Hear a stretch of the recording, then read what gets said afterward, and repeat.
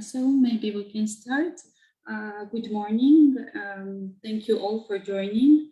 Today, Property Georgia, in cooperation with Real Estate Media, presents online event, Building and Growing an International Profile for Your Business. My name is Lika Kardava. I'm founder and managing partner of Property Georgia, which is the first property hub in the country. Our mission is to support transparent, sustainable, and inclusive growth of the sector in Georgia and attract investments for developing future-proof real estate projects in the country. So with the goal to put Georgia on the global real estate map, in 2019, we initiated and founded the local chapter of FIABCI, the International Real Estate Federation, the leading business networking organization for all real estate professionals worldwide. So we are really very proud to represent FIABCI in Georgia, and we are happy that we're growing fastly. We embrace up to 40 leading companies as members. Among them are developers, urbanists, architects, brokers, and sector associations. So international media has a very important role to have global exposure and outreach on international markets to reach target investors and showcase Georgian real estate investment opportunities globally. This is the reason why we have organized very important events today and invited representatives of real asset media managing partners, and I'm really thrilled and happy to represent them. The Real Estate Media was created to share market insights, thought leadership, strategy, and research with a global audience of senior leaders in the real estate and real estate market. So the event will give you insights on how to build your brand recognition and your international profile, helping you reach out international investors and a global audience. So today we will have really valuable and time-efficient opportunity for you to ask questions to leading media professionals who talk directly to international investment community. I would like to introduce our amazing speakers. We have honor to host them, Richard Betts and Thorsten Herbert. They are managing partners of Real Estate Media, also investment briefings and TV. Welcome and happy to host you, Richard, Thorsten.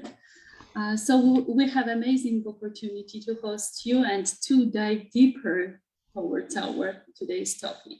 So floor is yours. Maybe you will tell us more about your company, activities, services, and how we can collaborate. Great, thanks very much, Lika. Thanks very much to everybody as well there at Property Georgia and FIABCI-Georgia. Really interesting to learn, certainly from Thorsten's and my perspective.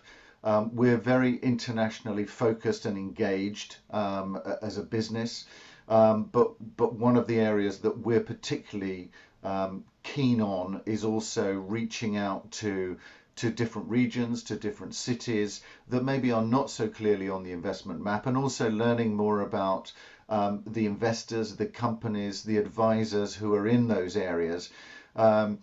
Because I suppose if we start at the beginning with building and growing an international profile for your business, one of the key ways to do that is really to be able to share content.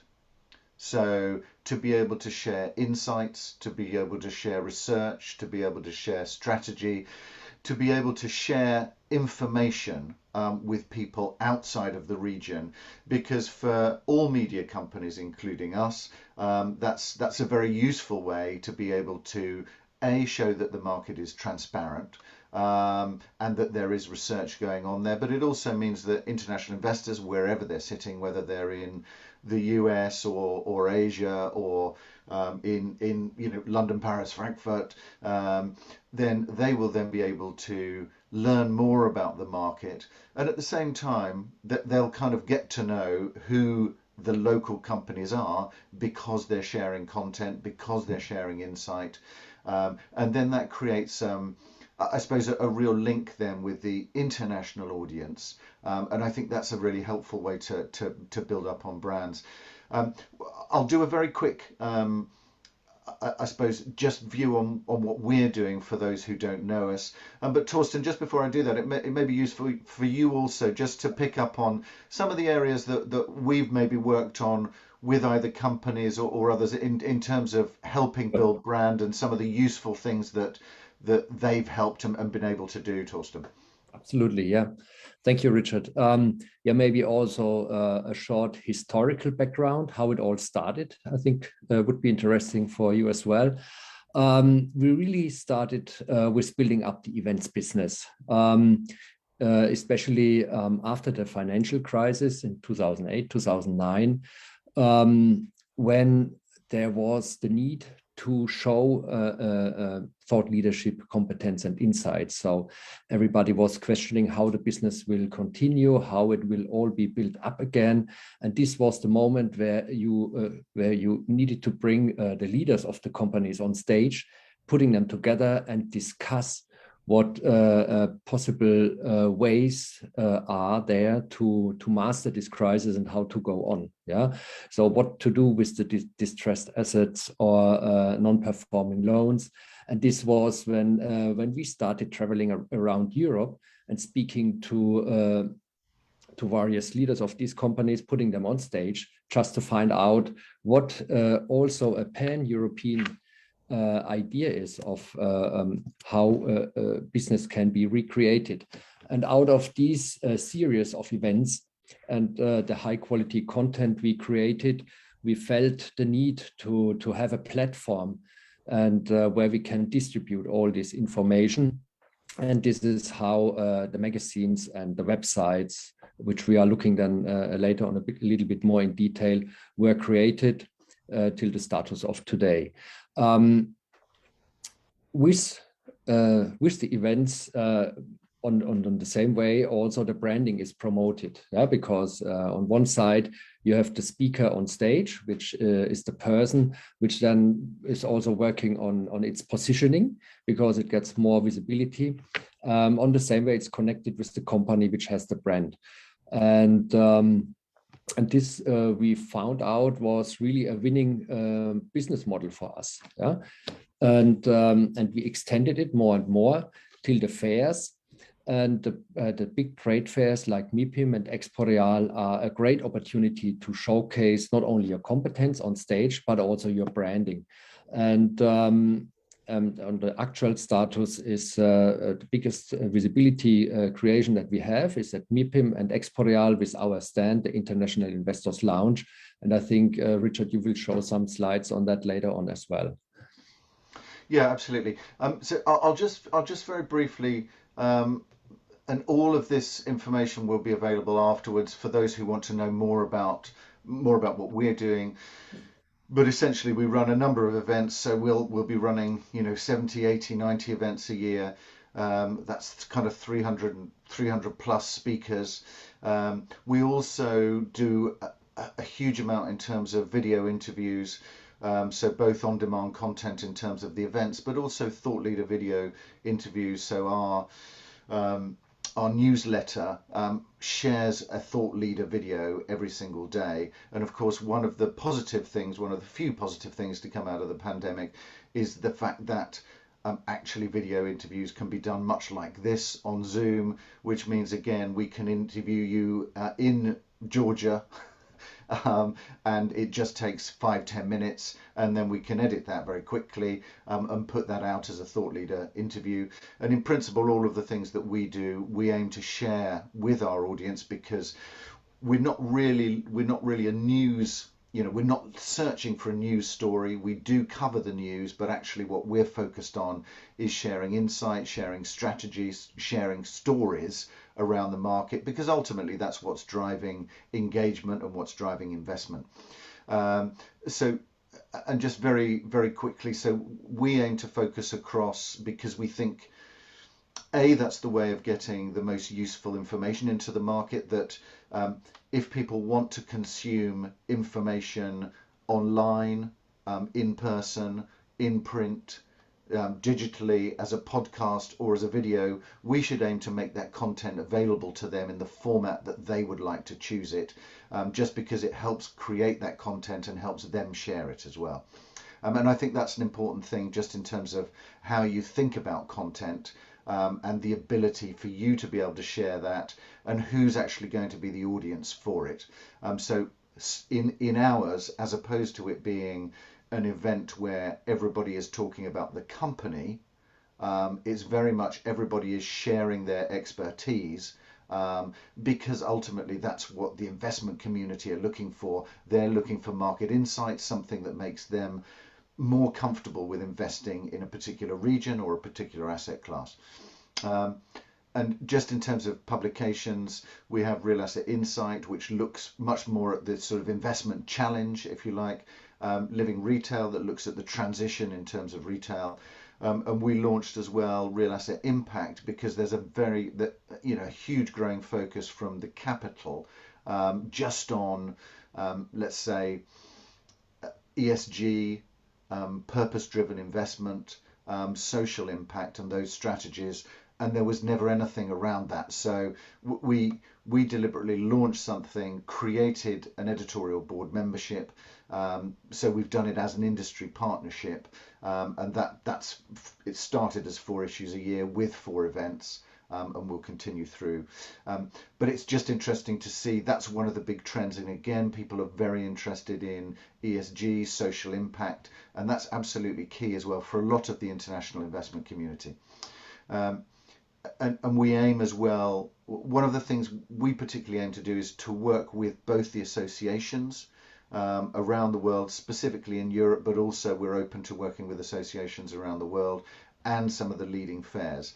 So, for example, we were at COP26 with Impact, and we will be at COP27 in Sharm el-Sheikh. We aim to work with EPRA, INREV, with the listed, with the funds organisations, with as many local associations as we can. Because again, I think it's about sharing insight, and being able to have those networks to be embedded inside the community. And one of the things that we also work with is those associations that are linked to specific sectors. So, for example, Class of 2020 in student housing, we also launched, because there wasn't anything in the space, the Senior Housing and Healthcare Association. So that's part of our aim, and I think it's also useful for people to think about how they look at and work with other associations that there are, to be able to reach out as well to other people within that community.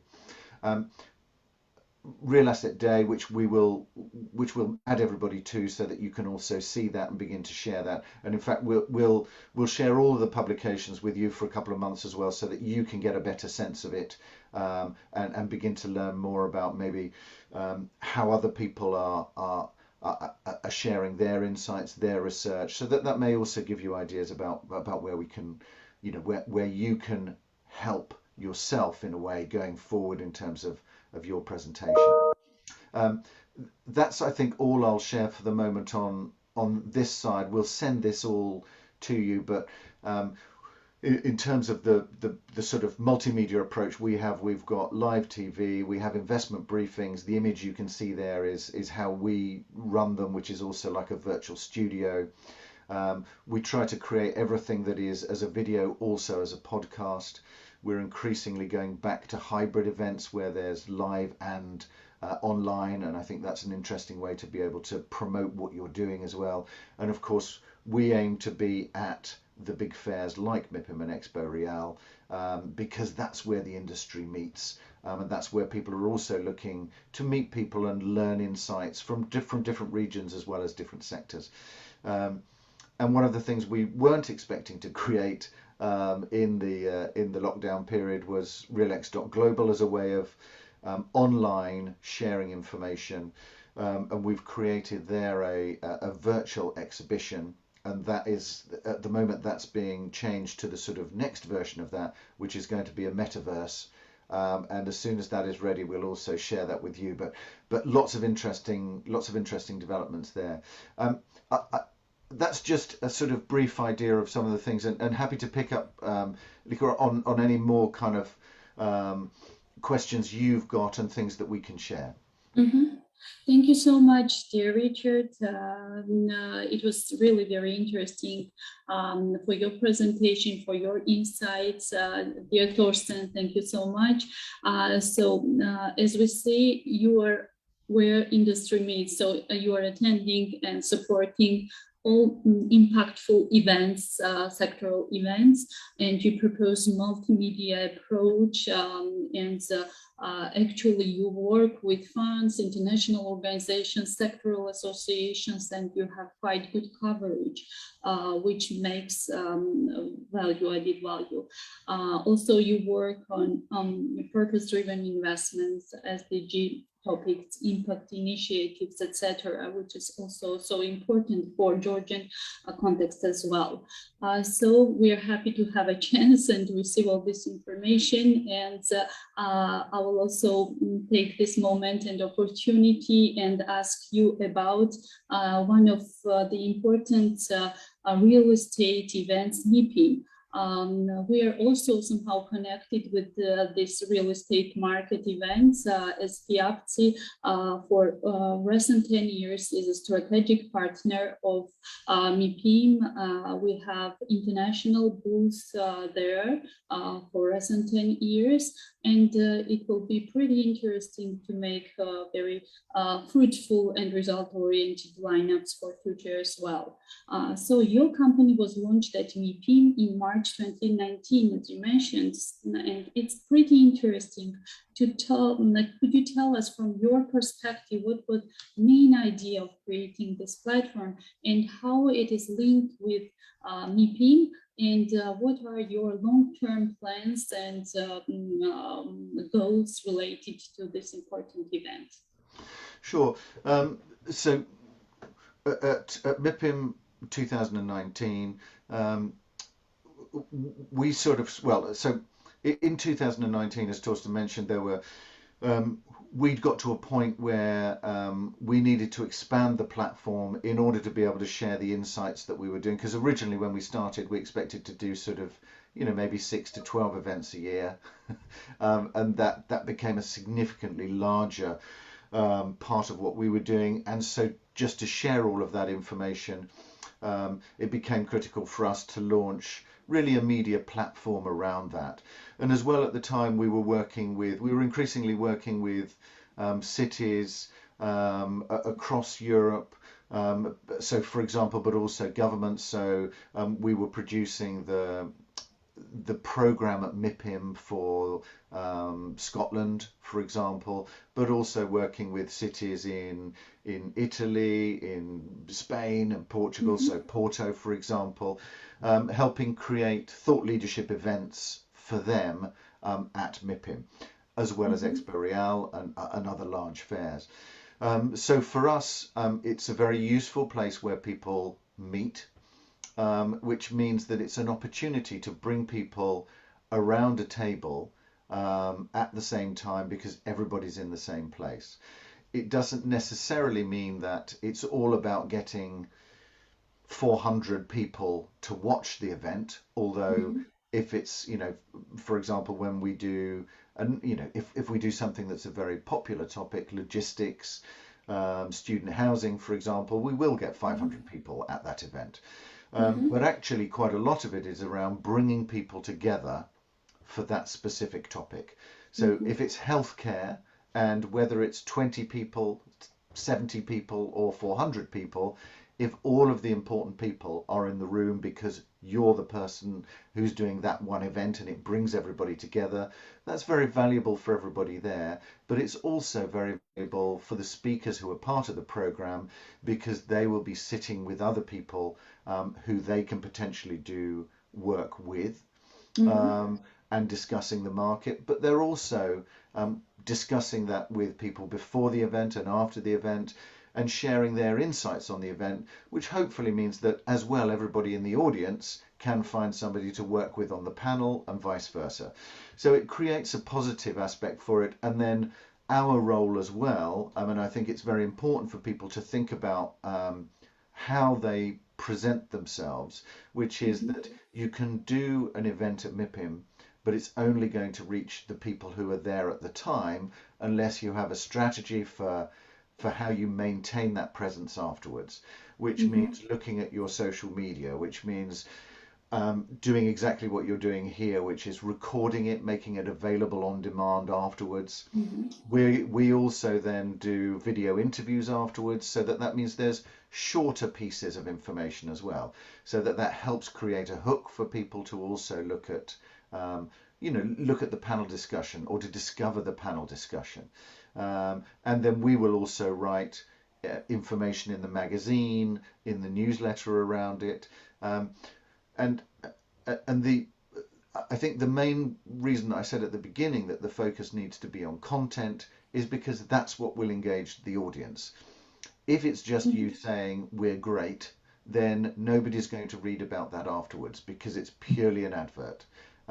Whereas, if you're there and you can really share with an audience insights, information that they don't know about the market, then that's the sort of information that people in Singapore, in the US. I mean, our audience, Thorsten, is broad across the market, but we very deliberately write things for the institutional investment and the capital.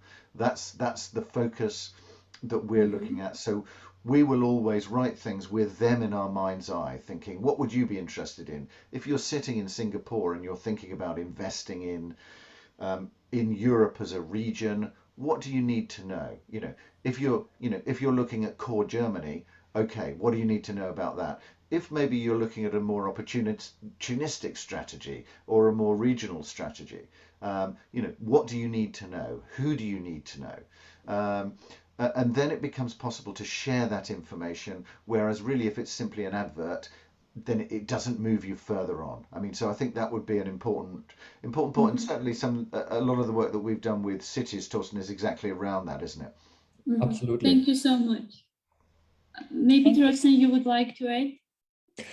Yeah, I think in principle, as you mentioned in your question, MIPIM and the launch of the extended platform that Richard just described is, in principle, it's about communities. Yeah, and I mean, MIPIM has a huge community, and we have found ways to access part of the experts of this community, and we have also created our own communities which are following us. Yeah, so which are following the magazine, which are following us on LinkedIn or on LinkedIn groups or company pages, so social media, which are following our events. Yeah? And so we have a community, for example, in London, as well as in Frankfurt, Munich, elsewhere, also in the CEE with the CEE summit that we ran last week.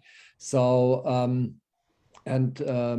so the potential lies then in this community, the value of these communities, and then for your business, how you can access certain communities. And this is also, let's say, the important factor for our presence, how we create our presence at MIPIM and at Expo Real. Yeah.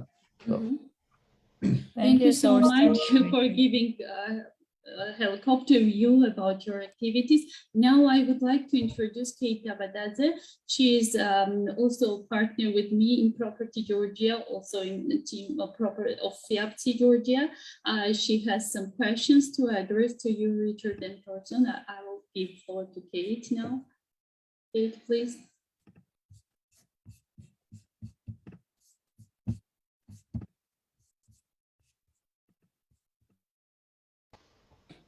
Kate. Hello, sorry, there was some technical issue.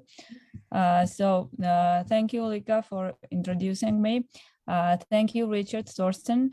First of all, I'd like to thank you for being with us today, talking about partnership potential with such a unique platform that you represent is a real honor for us.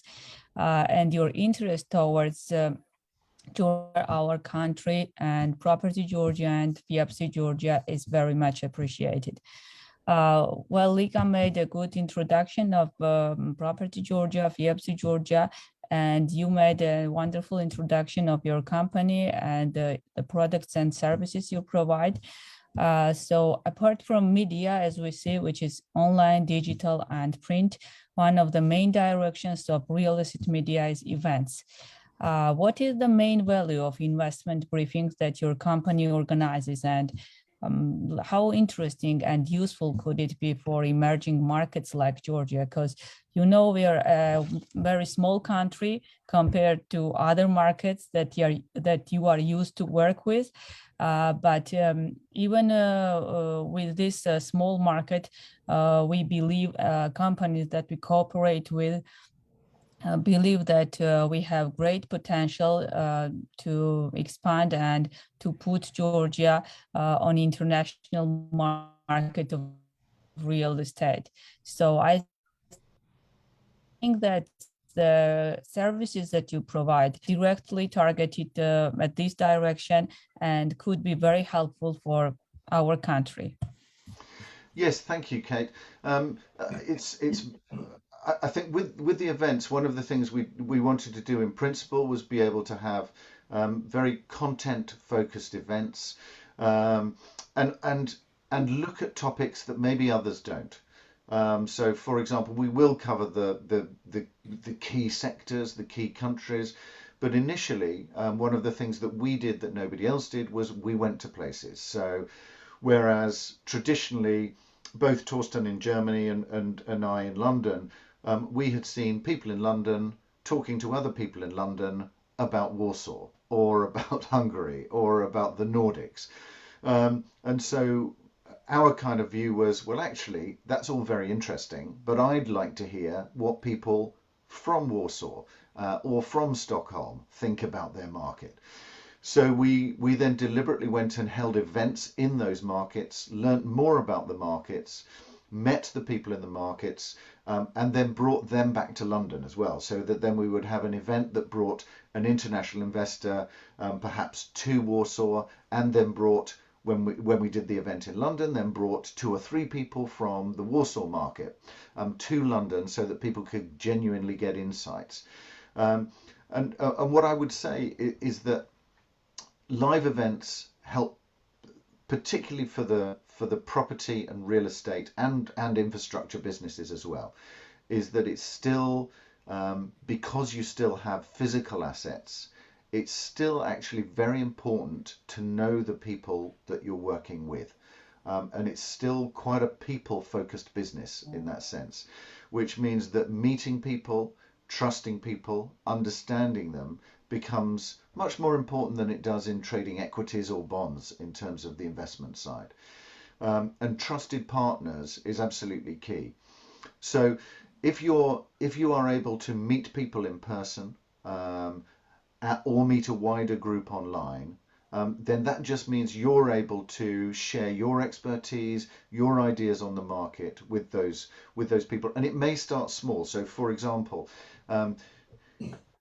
often people are concerned that there's it's not reaching 500 people. But actually, if we think back about things like when we were running events on student housing, the first series of events we ran on student housing had about 8 people. And it wasn't a very transparent market. There was no research. There was certainly no pan-European research. And then gradually that moved from 8 up to 30. And then up to where we are today, which is 500, 600. There's a huge amount of research. It's become an institutional asset class, whereas before there was no way the institutions, the large-scale capital, would have invested in it.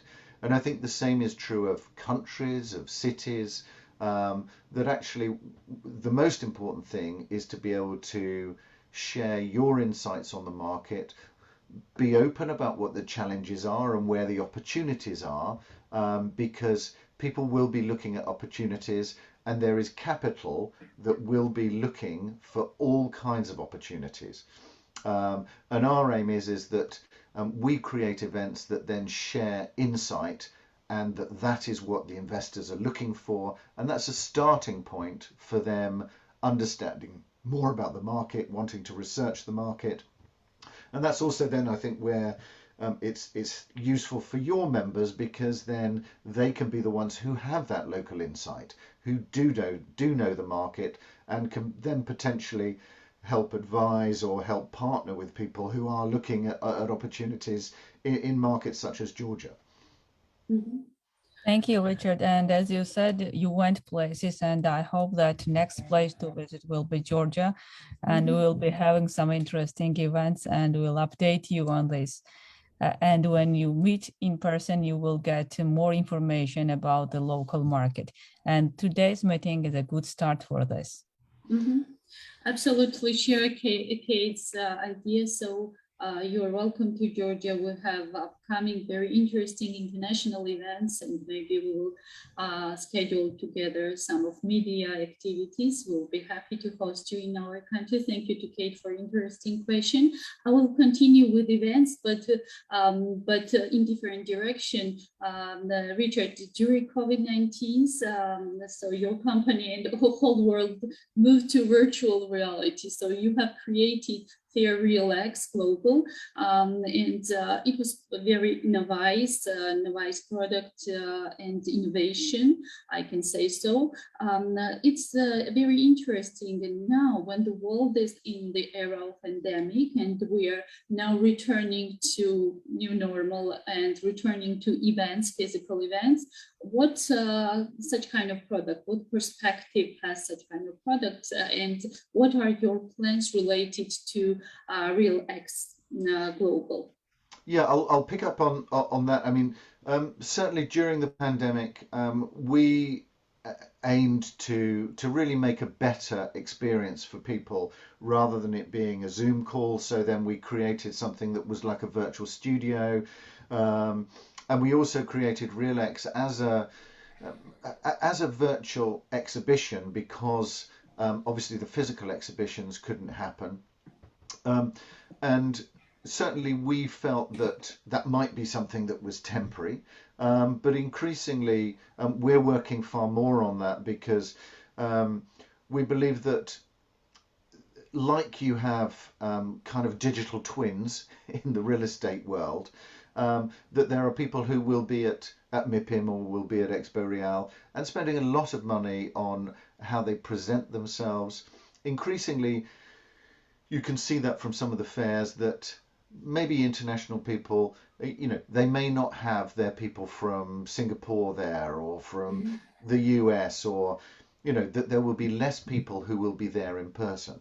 And so I think, therefore, if you've got a digital version of your stand or your presence that is there all year round, always open, with the ability to meet the key people, to download any content that you've got, whether that's video content or the latest research, actually that's going to be valuable. And if it matches what people expect in terms of what they see in the physical world, then it just, instead of it being a replacement for, rather like this call today, would have been very difficult for us to do organizationally, for us all to have been in the same room together. But actually, it's something that wouldn't have been done previously, but now we learn that this is possible. And I think the same is going to be true of exhibitions, which is that it won't replace those exhibitions, but what we're aiming to do is add to that, is to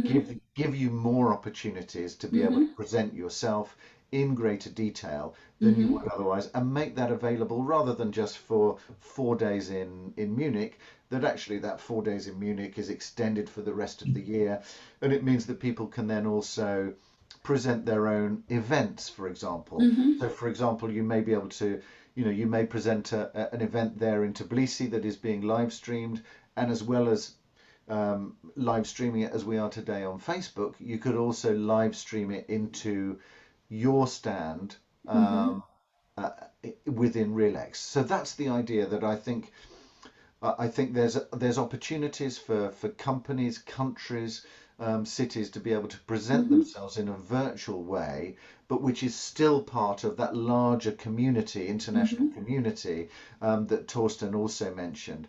And I think that ability to be able to tap into and share your insights with a larger global network is really important. And Thorsten, it might be worth you just picking up on some of the metaverse ideas, because part of that is also is to create the ability for you to be in the space. But Thorsten, maybe just briefly pick up on the metaverse side of it. Yeah, sure. I mean, this is the next version which we are actually creating. Is that the first version of Relax is very nice. It's a 3D world where you can move into and you can see the stands, how they are built, and download stuff and watch videos, as Richard said. But it's empty, so you don't see anybody there, and it's a bit a spooky feeling. And so we are looking actually in the latest technology, which is picking up on the metaverse idea, where you create your own avatar, yeah, which also looks like you. So Richard looks like Richard. Lika would, sorry for that. Lika would look like Lika and everybody else, and you can walk around and you see everybody in real time, and you can approach people. So this is actually what is technically possible, and what is very interesting also, just to exchange maybe contact details, whatever. You have a QR code popping up next to your face, and then you can scan it with the phone. So we are looking into these things, and maybe you say, okay, is this really, does this have a community already? Does this have a business case, and is this used? And my answer to that would be yes, it has already created its own community. And especially as lately we restarted doing in-person events or hybrid events. So we always get requests of, can I join this online? Because I think we need to remind competitive alternative. Yeah, exactly. You need this option now, because people got used to it. Partly that's maybe one reason. So the last 2 years we did everything virtually.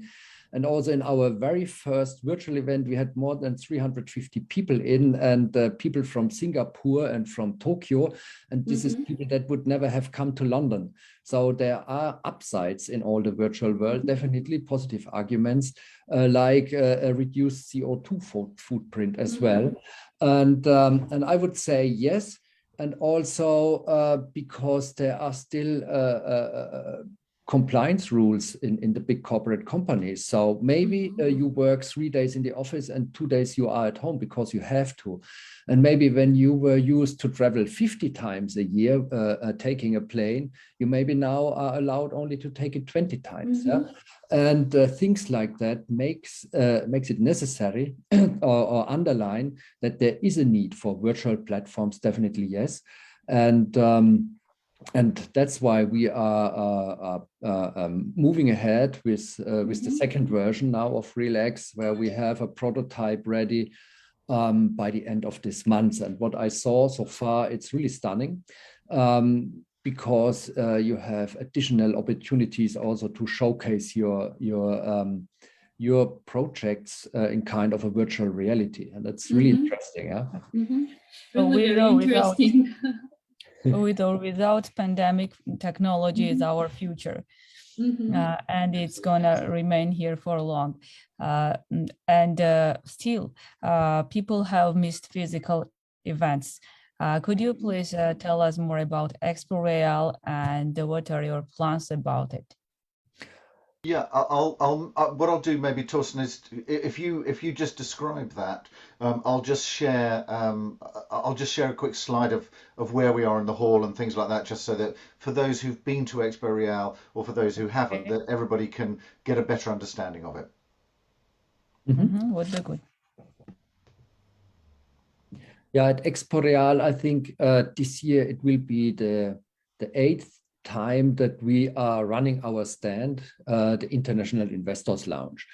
The idea of creating this space was that we needed a platform to run our events there. So we noticed that at Expo Real, it still has quite a strong local touch. So many events are in German language, and then you get a real-time translation, but it's not the same like a true English language event. Yeah.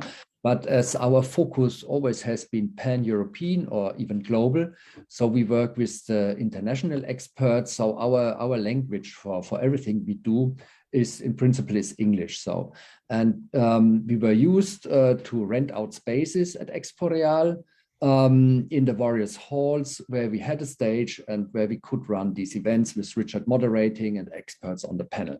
So, but that also meant that we had to run from hall A to hall B and then maybe back to A and then to C.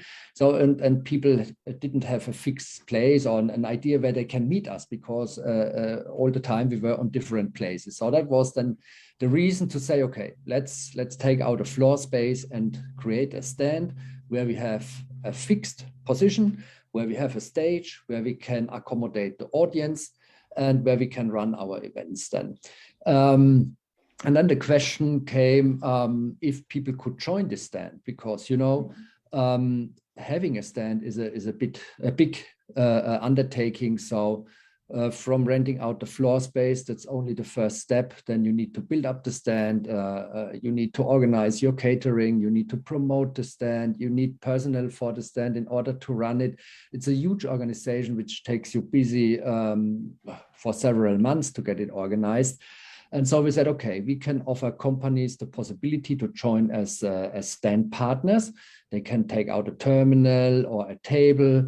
Everything is branded. You can have maybe a screen there if you want. The stand features several meeting rooms, which you can book for the whole fair in exclusive, or you can benefit of a shared meeting room to have your closed door meetings, yeah, which you organize beforehand. We have the concierge service there. That means we have several hostesses which help you or which are helping your guests to find you on the stand or helping with the program or whatever. We have catering there also with hostesses. Everything is brought to your table. And I mean, we offer there a one-stop solution for companies who are not yet ready to take out their own stand with also a quite big financial risk. And want everything put together by us, organized by us, and then just come in with a much lower financial risk, but having the visibility and especially being part of a stand where always something happens, where a lot of footfall is. So you are not alone on your stand in a corner of the hall, but you are a part of this big community which we have created there. And where also, as Richard mentioned beforehand, our focus is present, which is the investment focus, the institutional investment focus. Yeah, these are the topics that we are talking about there during the events, and this is why people is coming to us and having the networking. Yeah, so I think this is a short overview about what the International Investors Lounge at Expo Real is and what your possibilities are. So you can definitely also run a session on Georgia there, for example. Yeah, we could say that one of the days we run a session about Georgia, where we put several experts on board and maybe also an investor that we are bringing in who is looking at the region. And then we have a 1-hour discussion about it. And Richard is showing the slide here about the hall where we are, and I have just reconfirmed this positioning yesterday, and it's in hall A1, which is very close to the main entrance. That means that most of the footfall you can gather at Expo Real is really in hall A1 and B1, and we are very happy and lucky that we have found this great position in A1. Yeah? Mm-hmm. Yeah, and I think the only other thing that I think one of the things that people were looking for as well was that idea of having a home. So companies, you know, and regions. So, for example, we had Italy, we had some Italian regions on the stand this year, last year, and we'll be back again this year. But because we're creating content, it's an international context, and they wanted to reach out to the international markets. Mm-hmm. So for them, if they'd have had their own booth, it would have cost them more, but also it would have been very difficult for them to have driven people to it. Whereas what we've created in a way is an international hub, which means that because we're running the events, that means if we're doing something on logistics, everyone in the logistics market comes to it. If it's a focus on healthcare, everybody comes to it. But also, if it's a focus on Italy, then everybody interested in Italy will come to that event. And so, and it enables people to have more of a presence. And of course, it also means that for smaller companies as well, it means that they can create a feeling that they are much larger because they're suddenly on the exhibitors list of Expo Real, which means, you know, that there are two things about a fair, one of which is finding people, but the other one, which is it being found, which is that you're not going to bump into everybody by walking around, but actually if you're an exhibitor and you're in the exhibitor list, then people you don't know can potentially find you. And I think that's where there's been an advantage for, you know, I mean, we do have larger partners like Schroders Investment Managers, for example, who are on the stand, CMS, large law firms, but also we do have smaller companies, and actually as well a Dutch real estate society who have joined as a society, because again it would be impossible for their members to be part of the exhibition as an exhibitor, but as a society they've worked together and we've worked together with them so that they can have a presence there. So it's just an interesting way of being able to make yourself more visible at an international event.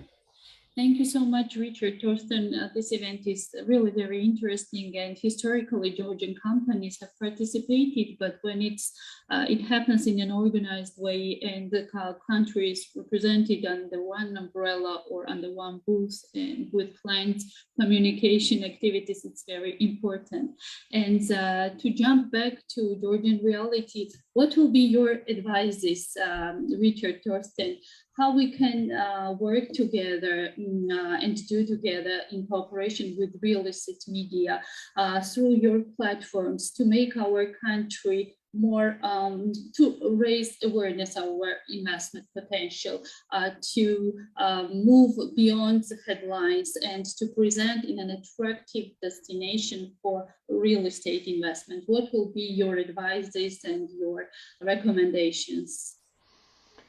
I suppose starting with me on the content side, my advice would be to make sure that we, but also other international companies, are on your list for press releases. Even if they don't print them to start with, you will be noticed. So it will mean that there's consistently information coming through. It just raises awareness, and I think also thinking more about how you create visibility across the whole of the year, rather than just thinking, okay, I'm going to do everything in one go. Because actually, if you want to raise visibility for the country, for opportunities that are there, and by definition then for, in terms of the real estate side, the companies who you're working with, then I think you need to have a consistent approach to that, which is that there are events, there are interviews, there are, you know, that you're at MIPIM or you're at Expo Real, and that even if it starts with a small effort, if you like, that you begin to create that link to that community and be able to have content that is happening over the year. So scheduling those ideas, and also thinking about what content you're going to come to, so that it's not just we're at Expo Real or we're at MIPIM. It's that we're at Expo Real, we're at MIPIM. This is our message. This is what we're doing, because then you can continue that conversation afterwards, rather than it being just two things.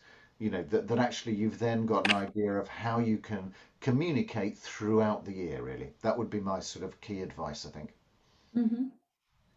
Thank you so much. Very interesting. Hope maybe Thorsten will add his recommendations. Yeah, I think it's a combination of the various products that you can use maybe. So as Richard said, the content over the year, definitely. So the flow of information, that's one thing. I mean, in the past, maybe what you could do, that the possibilities were much more reduced. Yeah, you maybe could do some advertising. You could then start putting online banners, and then, as Richard said, visiting the fairs. But it's all not connected. Yeah, the winning card is to combine and to connect all these various channels, and to connect communities. So we would need to take your community from Georgia with us. Content-wise in the magazines and on the websites and in the video interviews and all the things that we are doing in the podcast, but also at the fairs. And so we connect you with our communities, but also with the communities that we meet at the fairs. So it's important to come on the platform and then talking with you and knowing each other of you better, we find out, I would say, the best combination of products. Maybe it starts with video interviews, yeah, with the leaders of the companies which are present today in this call as well. So we talk to them, we find out what they are doing, we find out what they need, what they are looking for, and they explain a little bit the opportunities in your region to our community. Yeah, so, and it all starts with things like that, and then we build it up. That would be my idea, and it can be a special report in the magazine about your region, yeah, which maybe is in one issue, which is also distributed at MIPIM, for example, so in order that it gathers more visibility than normally. And maybe also with a presence at Expo Real, where we run a panel event, and we promote this together. And all of these actions combined with each other should help over the coming time to grow the interest. Yeah, I mean, we saw many times asset classes growing which were not existed, like Richard said, with student housing, but also regions. I remember when we did the first Southern European investment briefing in London, there were also not more than 12 people in the room. Yeah. So nowadays it's a region where investment volumes have double, tripled, and everybody has it on the radar. All big investment companies are investing in Southern Europe. It's now just a fact. And as we helped Scotland, for example, we are still working with them. So I can very well imagine that we could do great things with Georgia as well. Mm-hmm. Wonderful. Thank you so much for impressive presentation, valuable recommendations. You have created a really impressive platform, international media platform for reaching international investors and targeted audience related to real estate. As you know, Georgia also has very good potential, as we already discussed, to develop different directions of real estate and also to develop destinations like beach resorts or medical or wellness destinations, winter ski resorts, four-season destinations. So there are a lot of opportunities that can be showcased and presented to potential investors. So we will be indeed very happy to collaborate and enhance our cooperation exposure of Georgian investment climate potential through your media channel. And now we have Richard, Thorsten, two questions that we received in chat. Can we ask? So they are addressed to you. The first question is about city municipalities. If you have experience of working with city municipalities of different countries. Yes, absolutely. And by what scheme? So we do work a lot with cities and municipalities, and that is really, I suppose, two parts to that. One of which is what we try to do is talk to them about what the areas of expertise are there in the city. What are the things that stand out in the region? So that then one can talk about the opportunities that there are, you know, so that instead of it being, well, here's an opportunity in this city, it's actually something where that city is very good at that. And then so we would always talk to the city in advance. So it's so as well as supplying, you know, if you like, the event and the content, and the platform around that, so that we help support that. We also very much collaborate with people and cities, especially on that, because often cities are very good at working as cities, but not very good at reaching out to the investment community. And so what we try to do is then talk to them about the interesting aspects that there are, find investors that are also interested in either that sector or in investing in a similar region, and then put together something which works with them, where we'll maybe suggest some of the speakers, they'll also suggest somebody from their side, and then we work together on something to make sure that essentially we create an interesting program of events or an interesting event that is going to be something that is going to be useful for end investors to look at or to be at. So that's where that content focus comes in, that we deliberately work very closely with them in order to make it interesting content for our audience, that if they want to reach our audience, we help them make sure that the content is going to be interesting and relevant, really. Very good. Thank you Yes, so much. content making is the first step and one of the most important. And you are professionals in this field and you know it better how to work on this. We also have second question. It's from our member of FIABCI-Georgia. So they are searching for new markets and new countries to have investors in their projects. And they ask you, which countries would you recommend? Which countries are more interested about Georgia from the global experience that you could advise? There tends to be, I would think there would be more interest at the moment from Middle East, Israel, potentially Asia, for example, but there's also capital from across the world who is looking at different sorts of opportunities. It's obviously not going to be the same kind of funds that will be looking at Germany or Paris or London, but there's a huge amount of capital seeking opportunities. And then it's just a question of finding it. And I would say probably one of the most useful things to do would be, depending on what sector you're in, Irma, and thanks for the question, is really to look at it more in terms of what sector you're in, what the opportunities are.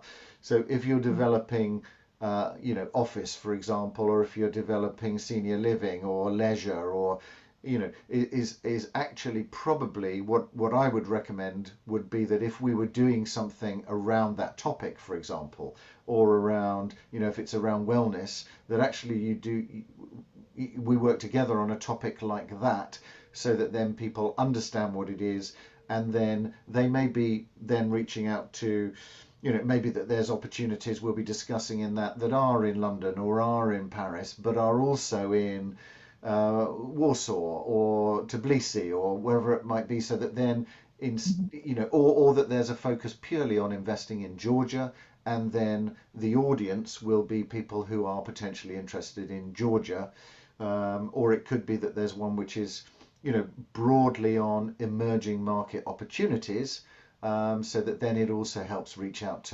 to a wider pool of potential investors. And I have a question. When you are targeting at different countries, for example, for Georgia, from countries from Asia or post-Soviet Union countries, or let's say even United States, I mean different markets, how different is the communication with the investors? Because every country has its unique culture. Investors also seek for different, they seek for same thing, but they understand it differently. How can we, how can you help in this, our companies? I mean, mostly what we try to do is really make insights, information about the market more accessible to a wider group of people. And in our experience, making it accessible and interesting, the mistakes that people often make in terms of communication are to have a huge amount of very promotional information. and that's not really going to fit with investors, because what they're looking for is insight, content, and some kind of view on the market that they understand. And so in our experience, a 50-minute or 1 hour discussion with market experts who are in that market generally means you will get more information, and people will learn more about the market than they will do from a series of presentations which just show great pictures and tell you that everything is fabulous. Whereas actually what people want to know is, what is the market like? Who should I meet? Who do I need to talk to about it? And where are the opportunities? That's what our focus is sharing opportunities with people, because we can all talk about risks and not do anything. But for every part of the market, there are always opportunities which match with some capital, and that's what we're trying to do is talk about what the opportunities are, with an understanding of where the challenges are in the market as well, but very much focused on the opportunity side. Thank you, dear Richard, Thorsten. I think we don't have any more questions. Yes, Lika? Sorry, can I ask a question? Okay. Yes, sure, please. It's very interesting information. At first, thanks for that. As a construction company representative, I'm interested if you are, besides of real estate, if you are focusing on construction industry, because the developers in construction work side by side, and if the partnership with you will be as beneficial as a construction company as for the developers. So certainly with construction companies, there's no reason why a construction company that is based in Georgia cannot grow to be as successful as a construction company like HB Reavis, for example, which, if you're sitting in London, when you listen to the name, you assume that it's a UK company, but it very much isn't. And you've seen also very powerful examples in Poland of development companies that have set up and grown hugely. So I think there is there's an openness to construction companies from wherever they are in Europe, and one of the main problems that both investors and developers have at the moment is the construction side of it, and cost inflation. Certainly from what we're talking, the investors that we're talking to in the market, that's a major issue. And so I think everybody will be open to talking to construction companies for certain. okay, thank you. Thank you, Latina, for your question. Any other questions from the audience? Okay. So thank you so much again, Richard, Thorsten. It was really very interesting. You have shared many valuable insights. Hope we will continue our exchange and also talk about Real Expo or other activities. And with the mutual efforts, start to position Georgia on international map via your platform. Thank you so much. Great, thanks very much. Thank you so much. And we definitely have Georgia on our minds. Yes. Thank you. And next place you have to visit is Georgia. Thank you very much. Hope we can host you in Georgia soon. Thank you. Bye. Bye. Thank you very much, everybody. Thank you. Goodbye. Bye. Bye. Have a nice day. You too. Thank you.